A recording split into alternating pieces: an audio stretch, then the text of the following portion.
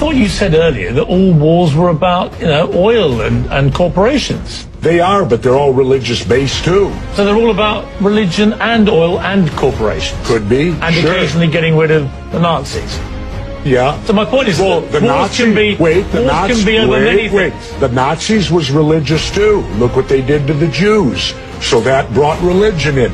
Vietnam was religious because Diem, our puppet president, and our country brought 100 Christian Vietnamese down to the south to be the government. Well, the southern Vietnamese didn't like these religious characters from up north, so they then became the Viet Cong.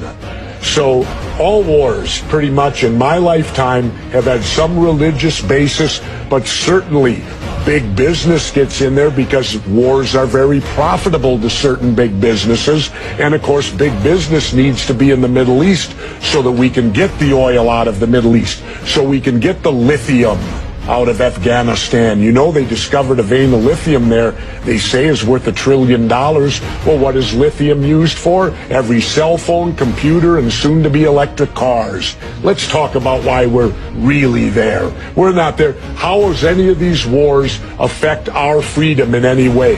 The United States is not in any threat. They're not going to do a Normandy invasion on us, Al-Qaeda in Virginia. No, but hang on, you're being slightly naive, aren't you? Because I'm not being naive, sir. I think you are being naive. No. Because I think that it's clear one of the main reasons that America went into Afghanistan was to try and get Al-Qaeda dismantled, the organization which committed the 9/11 atrocity. Really? Well, you don't think so? Well, how come Al-Qaeda put the heroin business out?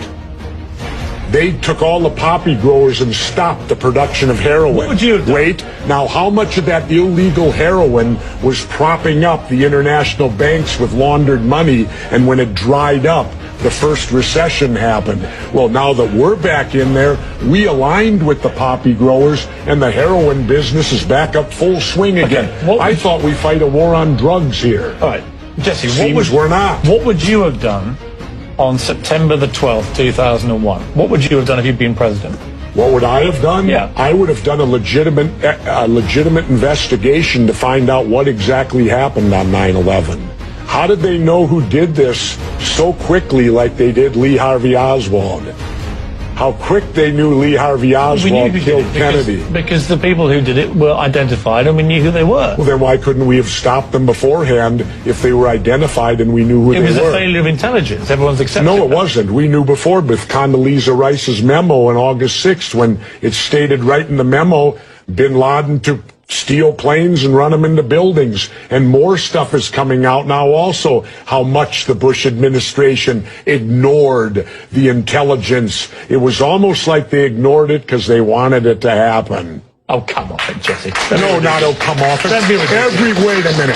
Every war starts with a false flag operation. You can't, in all seriousness, sit there and try and make out anybody. Okay, let me ask you this, Piers. Wait a minute. Let me ask you something. How much studying have you actually done of 9/11 other than what the government's told you and what mainstream media has told you? I've been studying it 4 years. I was editor of a national newspaper. I've talked to people. Wait a minute. In depth every day for 5-6 months. Really? So I know a lot about it. Well, then how come? Let me ask you this. You cannot say that any member of the Bush administration knew it was going to happen or wanted it to happen. It's a ridiculous thing to say. Ridiculous. Okay, let's talk about your BBC. I have a tape of a BBC reporter broadcasting directly back to England talking about a third building has collapsed. World Trade Center Building 7 talks for 7 minutes.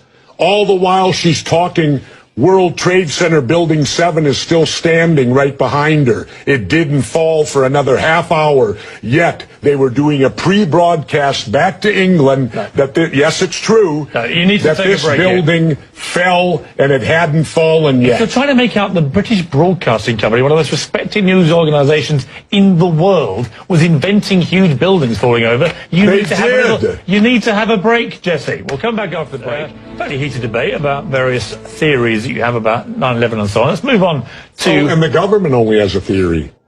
Right, well, the government has... No, this is a theory. Their theory is 19 Islamic radicals armed with box cutters defeated our multi-billion-dollar air defense system, all while conspiring with a bearded guy in a cave in Afghanistan. That is exactly what That's happened. their theory. No, that's not a theory, it's a fact. That's their theory. No, Jesse, that's a it's fact. I think you make some very sensible points, and you make some crackpot points. That's your opinion. Yes. How many people here think I make crackpot points?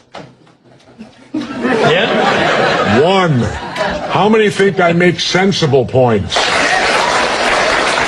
You're in a minority, my good friend.